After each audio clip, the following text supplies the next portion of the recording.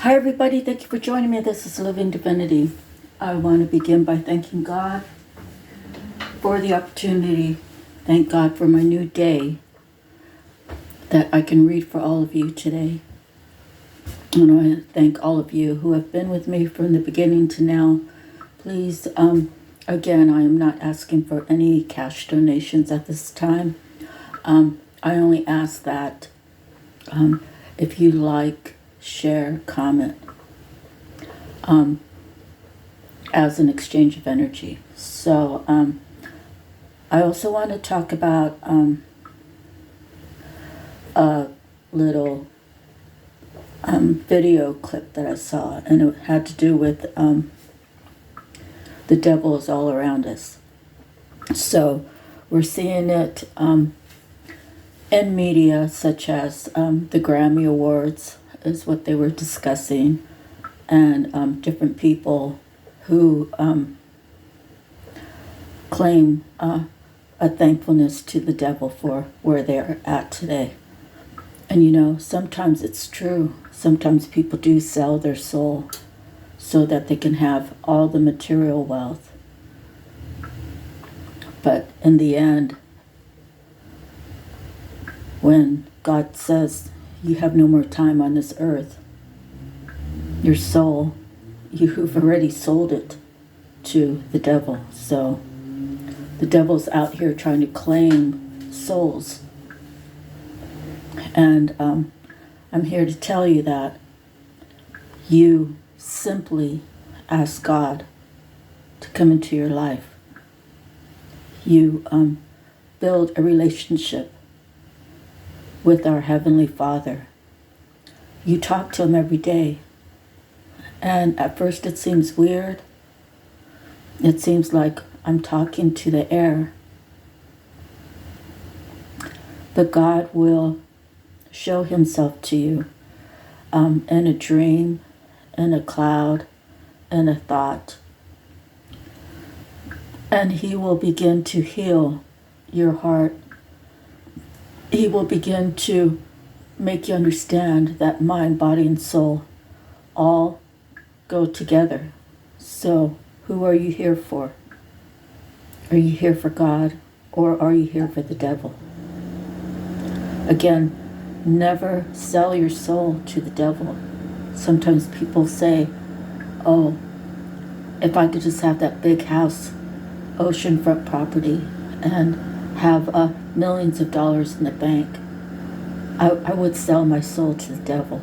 Never, ever, ever think like that. And if the thought comes into your mind like that, that's not your thought. That is the thought of the devil intruding on your soul, wanting to claim your soul. So there are those, I believe, who God has risen in this lifetime to be speakers of how God has touched their lives and how they claim God first. They claim God on the forefront of their lives. They pray to Him. They thank Him for every day. They learn to appreciate life. They begin to work on themselves. They begin to change their thought process. They begin to start caring about how they live their life, what they eat, what they consume. Consuming and eating has everything to do with food, but it also has to do with the words spoken around you, the actions spoken against another. We have to make a stand. If we stand by and let someone manipulate or abuse another, it's wrong. I've been in places where there were children being hurt, and I spoke up. And I wasn't really heard. In my own family, in my marriages, in my life, I've seen where children are being hurt.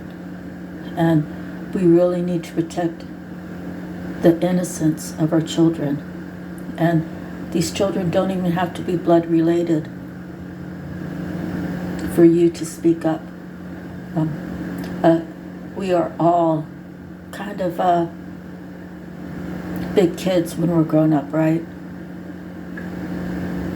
I am 62, and I know that I've lived 6+ decades, but truly within myself,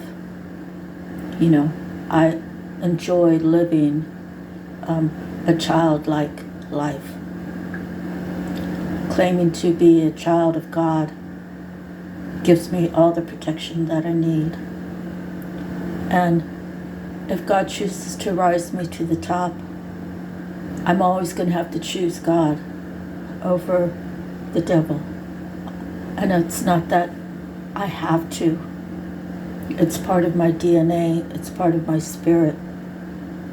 I realize that there is life after death. I've been shown it more than once, that there is life after death. And the ideas of reincarnating, I believe, is true. I believe that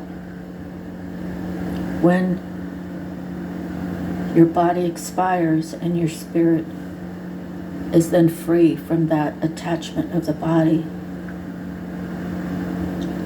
God might call upon you to come back to the world, to experience different things, to rise above all the negativity for the world to see. And I really believe we are coming to the last days.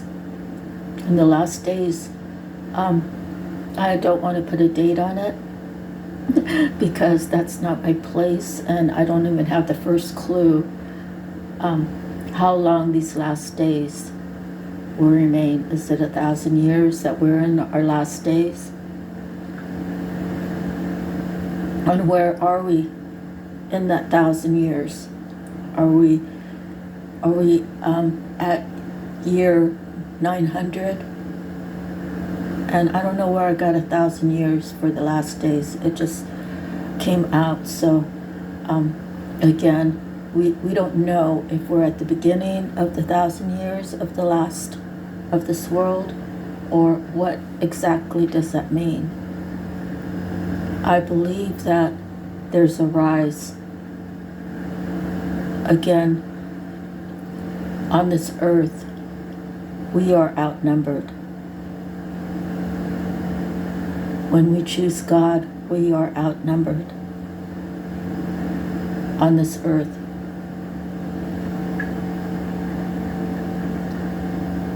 But spiritually, we've already won.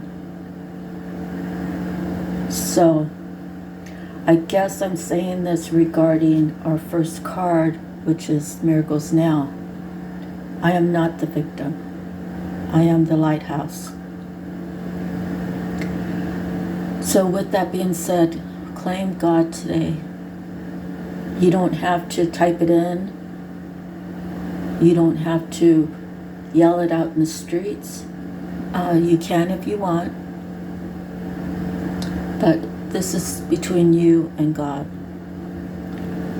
And, when you do good deeds, it doesn't have to be announced, because that takes away the glory of God. When you do good deeds and you say, hey, God, I know you saw that, and thank you for giving me that opportunity to help this little lady across the street, or to possibly provide for your neighbor who's no needs that could use some help. You don't have to broadcast it. That is between you and God. And I do believe there's a piggy bank, up in heaven. And every time that God sees that you've done good, He puts a little coin in there. And we're always short of the glory of God, but God knows our heart. He knows why we do the things that we do. And, none of us are perfect. We all have a history. I myself, I aborted a child when I was 17. And my father was in prison at the time, and one of my sisters wrote to him in prison and told him that I had an abortion. And at the time of the abortion, I was very selfish. And I said the words that I was happy to have that abortion. I was happy to be free of that obligation. And the guilt, it ate at me. And I don't know if it was a few days later or a few weeks later, I said the words to God. I said, God, I shouldn't have done that. I shouldn't have held the power of life or death for my unborn child. Maybe I didn't say those exact words, but that's what I was feeling. But I said the words to God. I said, I'd rather go to hell than put that child through hell, living a life with me. The thought of being a single parent, the thought of my mom not being around, and my dad being in prison, that was the best choice, but it was the wrong choice.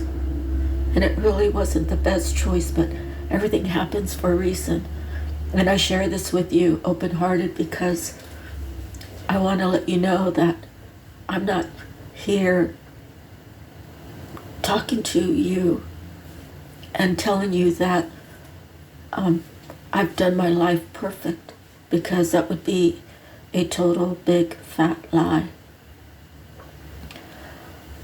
And we experience things to hopefully learn lessons. And, if you've been watching me for a while, you may have heard me say that I had to have my daughter by in vitro fertilization. And that's because I was turning into my second term of pregnancy. It was like days away, or I could have been at the very beginning of my second trimester. Anyways, the doctor butchered me. And when I went in to try to have a child, there were preliminary tests that had to be done to know. But one of my ovaries, during the time that I had my menstrual, the egg was falling outside the womb because of how the doctor handled me. The other side was totally butchered. It was blocked. So that's how it came that, God blessed me with the ability to afford an in vitro fertilization process so that I could have a child. And some things happened. And it was joint custody, but she was residing with her dad. And I really never got to have my fair shake in court. Why is that? I had an attorney that was really new, and he had an attorney that was very seasoned. And none of the right questions were asked. The questions that were asked was to make it so that she stayed with her father. And So to rise above that, I probably claimed to be the victim, but mostly it was my daughter who was the victim out of all of this. And it took a lot of time. It took a lot of patience. It took a lot of believing that things would turn around. And we are not out of the tunnel yet, me and my daughter. But we have had a meeting in October where I visited with her. And things kind of, they actually went really well. But when I got back, I've had no communication with her. And I think that she could be in the victim state right now. I just hope and pray that she finds her healing and that God touches her heart, and that she could heal herself and she could begin to love herself and not take guilt with her on her journey of life. So be the lighthouse to those that need you. Be the lighthouse to yourself. And you'll see that God will change your life. And if you have to walk the journey alone, then walk it alone with your chin up and your heart not heavy.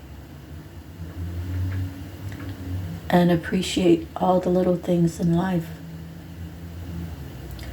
Because this life is just temporary.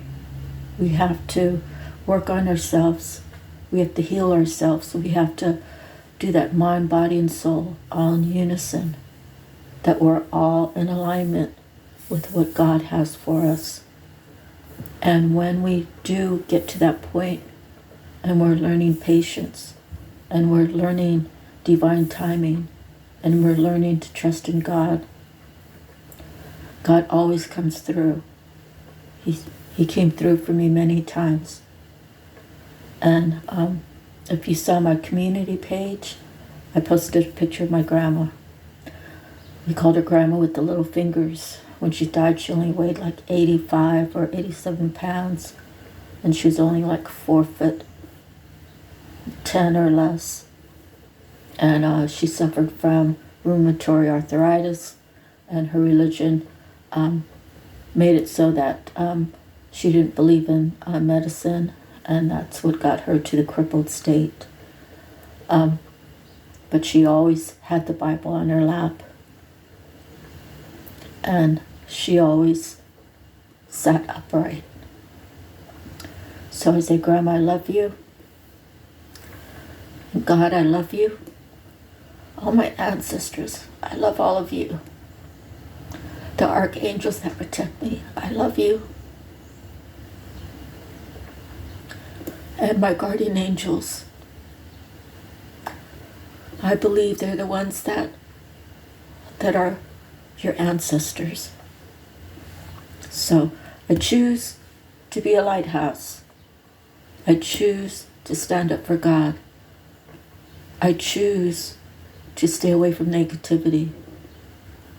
I choose to call it out. I choose what I think God wants me to choose. I try to listen to my intuition. I try to make the best choice that God would want me to make. So just choose God, okay? Choose God to be on the forefront of your life. Okay, so moving forward, we spent some time on that. And I thought it was important to mention. And also, a lot of times people say they're copying other people. They're repeating what other people have said. Well, if it makes sense, to hear a message and restate it, I don't think that's copying. I think it's sharing information that God would want you to have. All right, so we're all here doing the same work. We're all here trying to awaken people. We're all here trying to let people know that whatever dark place that they feel like they are in, God will pull you out of it. Okay, so I have my cards from the mermaids. The first one is be spontaneous. Be spontaneous to what your intuition is telling you. Be spontaneous to the enlightenment that God gives you. You know, when you first wake up in the morning, it's like, you thank God. Thank you, God, for another day. This morning when I woke up, it was foggy. Now it's burning off.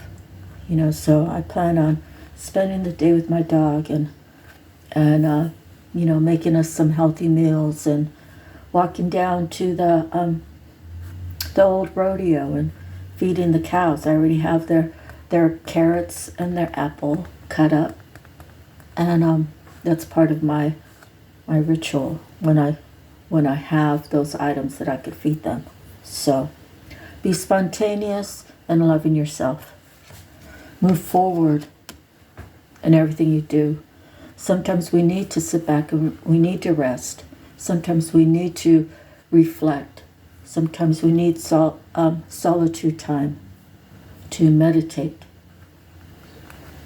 But move forward in your day in the positive way that you can. You see this merman.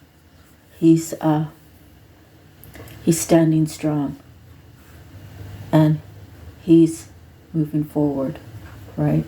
He knows that God will provide for him everything he needs as he's stepping forward in his journey of life. Okay, so be the truth. Always speak the truth. The truth can be brutal. You don't want to tell a pregnant woman she looks fat, right? The truth is she is heavier. She's getting ready to bear a child. It's a gift from God. So you could put it to this pregnant woman that way if you want.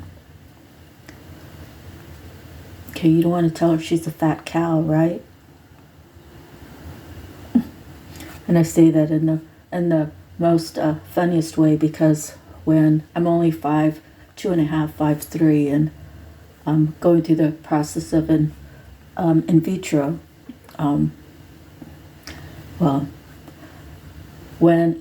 When I was going in to give birth, and she was a scheduled C-section, I weighed 185 pounds. So, yeah, I think I was, I was heavy.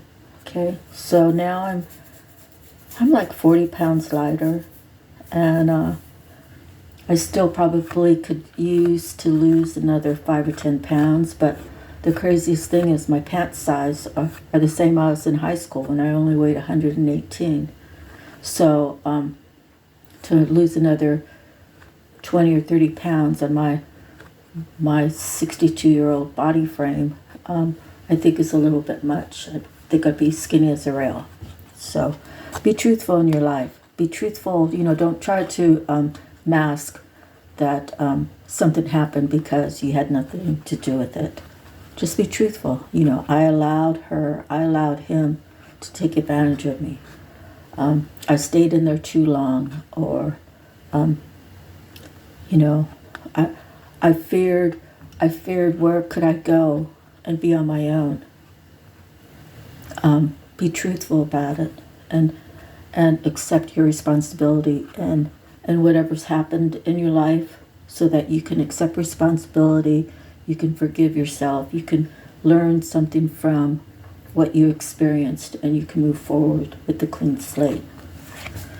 So recognizing that you are not perfect, recognizing that you are perfectly imperfect, recognizing that you do have talents that are worth sharing, recognize that your life is worth living, recognize that you are lovable.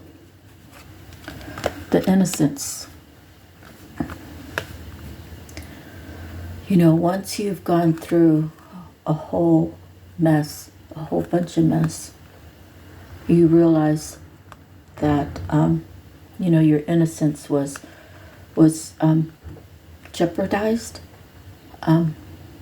Sometimes things happen when you're young and you have to grow up really fast, and you know, you lose that childlike love of life. You know, it's like when I was 7 or 8, you know, I loved getting up in the morning.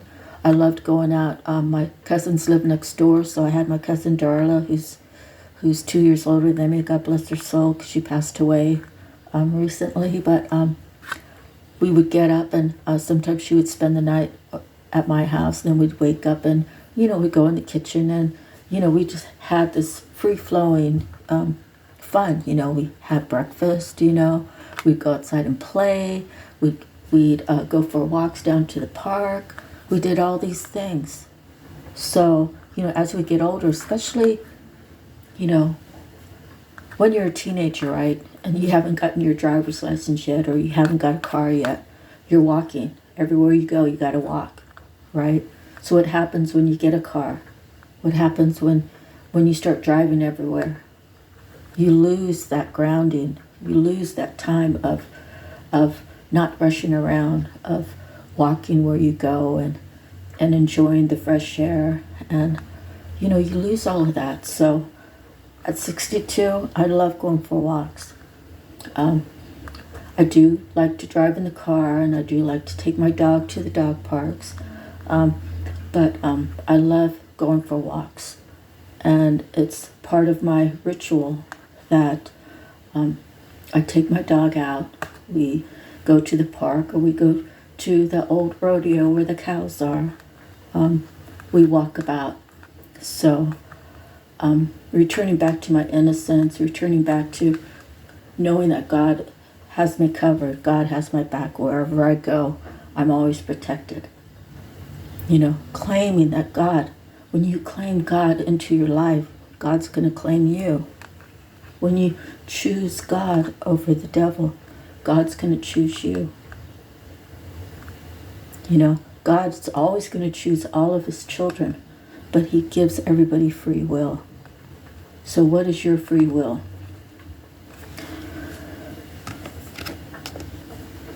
You know, if you ask God for anything, ask him for discernment.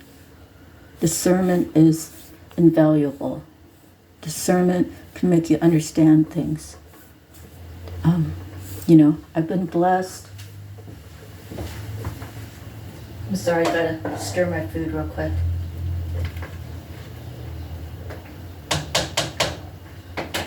You know, I have my sister, God bless her soul, she died when she was 29, and she left behind 4 children. The oldest one is doing well for himself, and he keeps his you know, he keeps a cap on his family, and protects them, and keeps them safe from harm, which is a good thing. And if it's meaning he's keeping them away from other people that can negatively impact their mind, body, or soul, right? Okay, that's a good thing.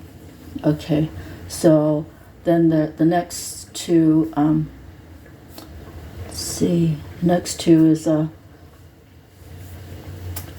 son, my sister's next son, and the daughter.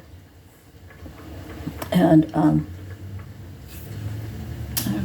kind of think that she was last, but anyways, so those two have so much discernment, and they're 15, 18 years younger than me, and I'm so proud of them that they are taking life by the horns, and they're doing what is necessary to have some sort of life that's fulfilling to them. And they have enlightened me on different things that I couldn't see myself. So they've been blessed by not only having my grandmother as or yeah, my grandmother as their ancestor, but also their mother, and then my mother, you know. But their mother was an amazing woman. My mother was an amazing woman. But my sister Tanya, she taught them so much, and she knew that she just knew that her days were numbered, and she taught them so much that they carried with them after all these years, and I'm so proud to have them in my life. And then the youngest one, the youngest boy, he's I don't really know too much about him. He's living somewhere in Vegas, and I'm hoping that energetically that God touches his soul. That he's a loving kid. I see him as a kid. He's a grown man, but he blessed my sister by naming. I think he's got 2 daughters with the same name, and my sister was very wonderful. She cared for my grandparents, and it's a little bit distorted that she couldn't get any help, and I'm saying by the views of her children that she was left to raise my grandparents by herself, and I had to speak up, and I had to say, there were times when I came into town and I told her, I was like, why don't you and Sergio go do something and I'll stay and watch Grandma. She would never allow it. Not that she didn't trust me. She just thought that if she went to go do something and something happened to them, it would eat her alive, knowing that she wasn't there for them. So, I had to let her children know that the choices that their mother made was out of love, honor, and respect of her grandparents. And so her children were able to carry that with them. They love and respect their mother, and they appreciate the short time that they had with her.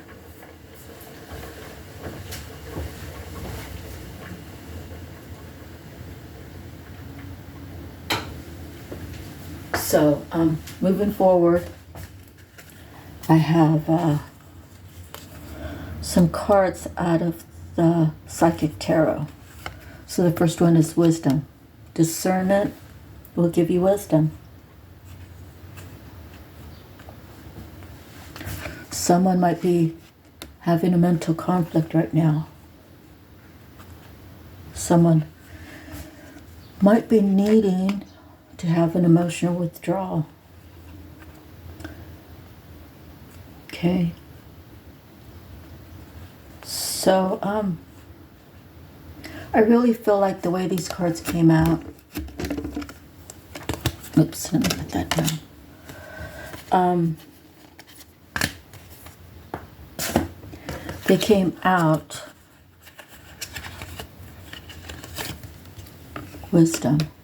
So I believe that someone has learned some lessons, and through the lessons that he or she has learned, he or she could be in a mental conflict. And it's a guy there, so I would say it's a he. Doesn't have to be, but okay, so he's having a mental conflict, like, how could I have let this go on? How could I have not seen this, right? Seen it for what it was. It could be someone's having the wisdom, and maybe they're speaking their truth, and it's leaving someone else behind with a mental conflict. I thought I had all my bases covered. I thought that he or she would never figure this out. Okay, so kind of think it's that way. So someone is having an emotional withdrawal, and they're conflicted. I thought that I had it in the bag, and someone else is saying, I see who you are. I see what you've done. And I see that it's time to make changes in my life. I see that I need to have self-love. I see that that person that was ostracized, the one that I spoke highly of, is where I'm supposed to be. The universe is the confirmation to that. That love that someone left behind out of the words spoken out of other people's mouths, it was all staged. It was all orchestrated. Okay. And this person seeing that he or she could have a foundation with this love that they left behind. Okay, so moving forward.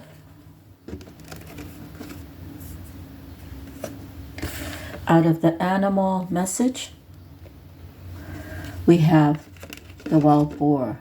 Whatever tradition, gotta put my glasses on. Whatever tradition or others expect of you, only to yourself be true. Jungle lore casts meaty wild boar as a banquet for others, but boar reverses the role of predator and prey, proving tradition wrong. If you allow society or individuals to dictate the part you play in life, constant friction between outer persona and inner desires will cause stress, deep unhappiness, and with time, coruscating resentment. If your role is a sham, then your relationships with others will also be false. Bohr counsels that you be true to yourself so that you may in turn be true to others. Okay, so that makes sense, right? Okay, next we have out of the native spirit, the circle of life. So let me read that for you. All things are possible. Stand in your center and be open. The four winds are bringing your dreams to fruition. Embrace and accept where you are in the great circle of life. Bounty and abundance are flowing to you. If you've had relationship or financial challenges, things are about to change. Your native spirit wants you to know the circle of life, called the medicine wheel in Native American tradition, symbolizes a cosmology that honors all the circles of life. Those in Western cultures tend to see life as linear. However, those in indigenous cultures see all life as a circle. When this card chooses you, it's time to honor and cherish all aspects of the great circle. All parts of the journey have beauty and grace. There's beauty in the rising sun just as there is in the setting sun.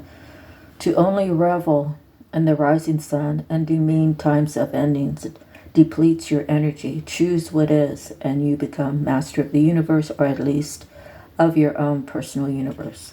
The journey, create a medicine wheel for yourself. It could be as simple as creating a circle of stones that you place on your desk, or making a circle of stones or pine cones that you lay outdoors. As you place each part of the circle, hold the intent that you're honoring all aspects of your life. Okay? So we have many things going on in our lives at different times. And we just need to accept what has happened, learn from it, take the wisdom into our future, and make our lives better. And that's the way we learn. If we're not out there living life, if we're not out there experiencing, how can we even begin to calculate what it is that may be in our future? If we don't take risk, if we don't choose to live, we all choose to live the life that we choose, but I'm saying if we're not out adventuring, experiencing life, then we're just in four walls, right? And that's all we know, okay? So out of the divine feather, here's the feather, and it is the bluebird. You are being gifted with blessings of happiness and peace. The bluebird is usually associated with the qualities of joy, peace, harmony, and union. Bluebirds are often pictured in happy pairs, signifying fidelity and blissful partnerships. Many stories surround bluebird, from native folklore to modern-day tales. The color blue is significant in its beauty, its connection to the element of air and to the throat chakra. The bluebird asks us to examine our own sense of inner peace and self-love. The happiness we seek begins on the inside. The bluebird flies into your space to deliver the great blessings of peace, joy, and happiness. This messenger reminds you to honor the purity of your speech and communication, especially those messages that you feed to yourself. The lightness and color of the bluebird help make you aware of the spiritual links of the sky and the realms beyond. Invite the tranquility of bluebird into any area of your life that could use more lightness. Then share the energy of bluebird with those around you. Have you forgotten the simple pleasures of life? Just as I was speaking, what you heard me say, I used to do a lot of walking, and now I'm back doing it. Okay, and it is a simple pleasure. Bluebird is here to remind you that it's okay to let go and fly for sheer pleasure. As you do, feel the weight of life lifted and soar higher up into the blue sky. The energies happiness, joy, peace, season, winter, and spring, element air, color blue. Your affirmation is, I invite a deeper sense of peace and joy into my life. So just by saying those words, we'll start, giving you a more positive mindset. Okay, so these are from the Archangel Tarot. First one is a 3. Do what you love, a time of great personal growth in your career or artistic endeavors, working with others in a cooperative manner. Next is Solutions, 14 Major Arcana, Archangel Zadkiel. Success that comes from objective compromise, self-control, and patience, forgiving and healing energy. Knight of Ariel, trustworthy, understanding, devoted, funny. There is so much to accomplish. Make a very detailed plan, being watched over by someone kind. 6 of Raphael. Embrace your inner child, new friends, or rekindled relationships, children or childhood. The Knight of Gabriel. Confident, enthusiastic, courageous, charismatic. It's time to take action. This card came out yesterday. Great passion for a cause, instinctively knowing just what to do. And then 10, the Wheel. And we had the Wheel with the native spirit cards. New beginnings, end of delays, a change in direction that offers happiness. Okay. So next we're going to do the angel number. And I'm going to read these to you real quick.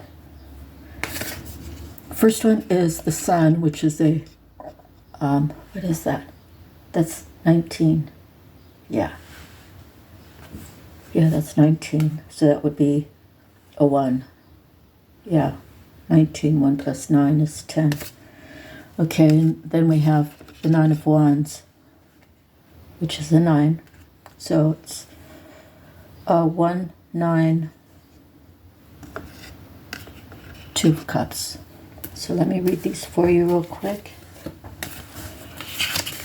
The Sun, daylight, peace, contentment, devotion, works, rewards, accomplishment, joy, pleasure, love, achievement, success, engagement, team efforts bring good results, co-creation, union of male and female, fertilization. The next is the 9 of Wands. Stamina, discipline, strength in adversity. Good powers of recovery and healing after injury, accident, or illness. Preparing well ahead. Managing delays. Success after a setback. And the 2 of Cups.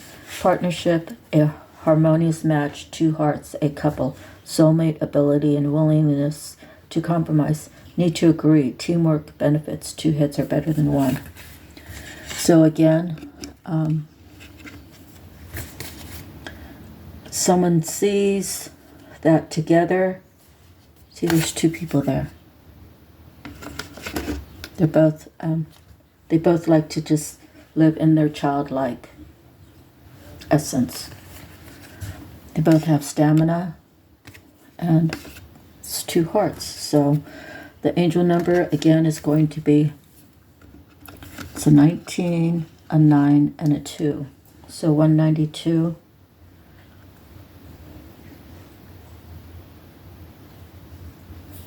Okay, let's see. 192, angel number.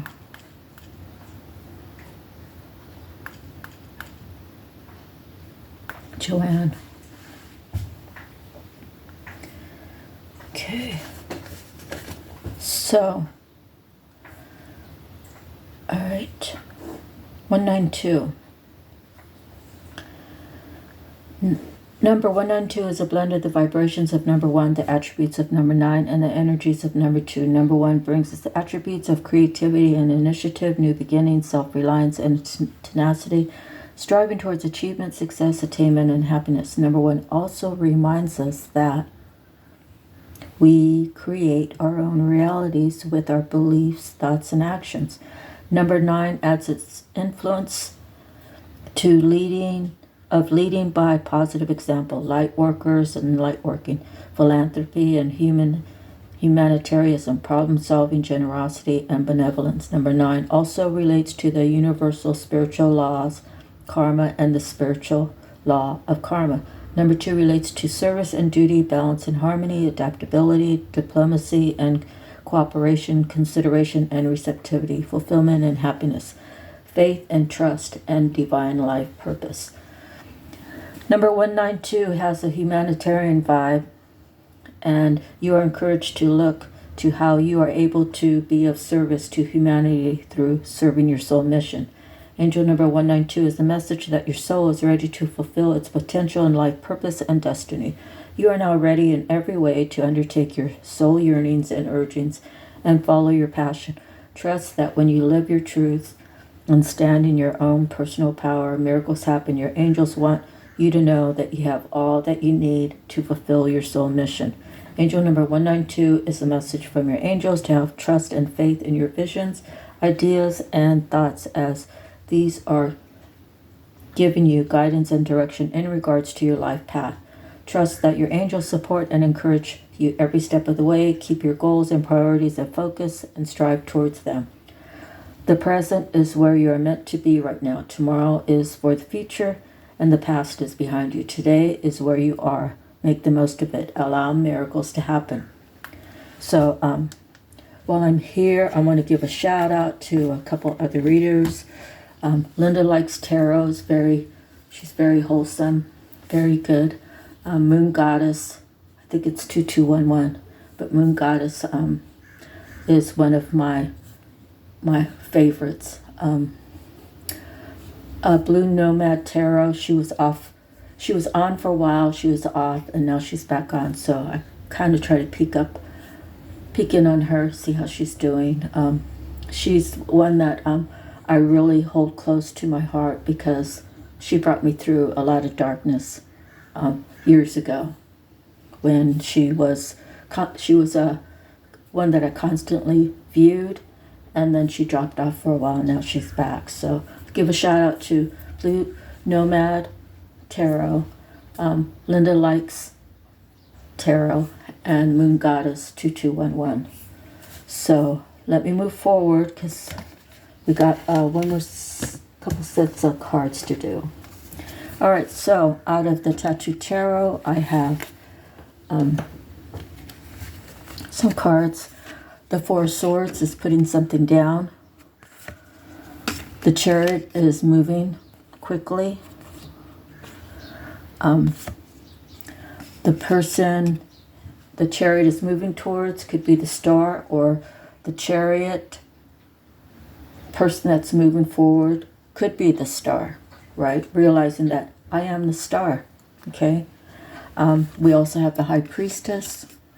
So either the person moving in the Chariot is the Star and sees the High Priestess as someone to collaborate with, which I think makes the most sense. And the Four of Wands is working together, happy family, a commitment. And the Six of Swords is knowing that only by moving forward can they change their lives. Okay? we have to make a choice to move, right? Okay, so the last I have is the Akashic Tarot. So we have the Six of Keys, the Crescent Moon. So I want to read all these for you. There's only 6. A man works diligently sculpturing a bust in his workroom. Behind him is a large window that overlooks the rolling hills of a harbor city. The moon in the sky points left, growing to full. It's called the increscent moon. This waxing moon on the card shows an exciting time of increased abundance and growth. Your efforts have combined with external circumstances, and even the stars have aligned. If things have been financially tight for you recently, relax. There is great opportunity for increase in fulfillment in every way, financially, creatively, and even in your own reputation and prestige. So just do your work and get ready to receive. Close your eyes and tap into the crescent moon's power. Feel the flow of energy, receptivity, and opportunity swell within you. Know that you can bring this force to whatever you wish to increase. How would you like to direct this energy now? Okay, so knowing that I haven't read out of the Bible real quick, I think that's more important. So the Four of Roses has to do with the view of the ego. So we need our ego, but we don't need all of it. Okay, we have to balance out that. So if we're only looking at ourselves and we're looking at we're most important, our self-love is important, but we also have to recognize those around us. We also have to, ego means edging God out. So we never want to do that. We have to find a balance. Okay. The Seven of Scrolls has to do with the sky building, right? He has a line hung up so that way he knows that his walls that he's building are plumb. Okay, so it's paying attention to all the details. So in other words, we don't want to just take what someone's word is as true. We really have to really look at that person. We have to not judge them, but we have to hear what they're saying, and is what they're saying and their actions, do they add up? So that's what I think when I see this card, is making sure that everything is as it's supposed to be. And if it's not, you have to knock that down and rebuild it. Okay, the Hilarion. Okay, let me look that up. That's a 5. I'm only going to read part of it. Okay, feel your energy lift and your vibration quicken. Notice a new mental energy of alertness and easy understanding. Your mind is open like a boundless sky, and everything becomes clear and bright. Bring that brightness to any issue in your life that needs clarity now. So that's in relation to the previous card. Okay, One of Forces.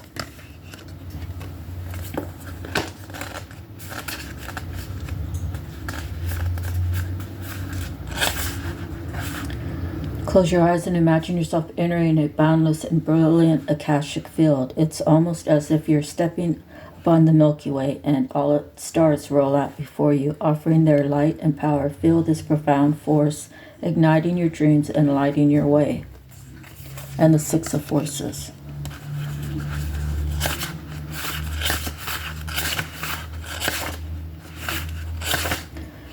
With a deep breath, fill every part of your being with the energy of a great waterfall. Feel the power that electrifies and lights the world pouring through you. How do you want to use it today? So if you've ever been near a waterfall, how did that waterfall make you feel when you were listening to it, when you were viewing it, the water falling, how it makes a little foggy area? Have you been blessed to actually be under a waterfall, to be in the water as the water's coming down? So hold on to those feelings and carry those feelings with you, because water is cleansing and It's energizing. So I'm in Psalms 100. Shout for the joy. Psalm 100. Shout for the joy to the Lord, all the earth. Worship the Lord with gladness. Come before him with joyful songs. Know that the Lord is God. It is he who made us, and we are his. We are his people, the sheep of his pasture. Enter his gates with thanksgiving and his courts with praise. Give thanks to him and praise his name. For the Lord is good, and his love endures forever. His faithfulness continues through all generations. So that was Psalms 100. So that's the end of our reading, people. Have a beautiful day. God bless all of you. And whatever it is that you need in your life at this moment, I pray that God helps you find your way, helps bring in the right people, helps you understand what healing that you need, gives you the abundance and provides for you. Providing healing, your self-love, filling that cup of love, being forgiven for whatever wrongs that you've done in your life, forgiving those who have wronged you, who have betrayed you, and always keep God and love on the forefront of your life. God is love, and love is God. All right, if no one has told you today that you are loved, I love you. We'll see you on the next one.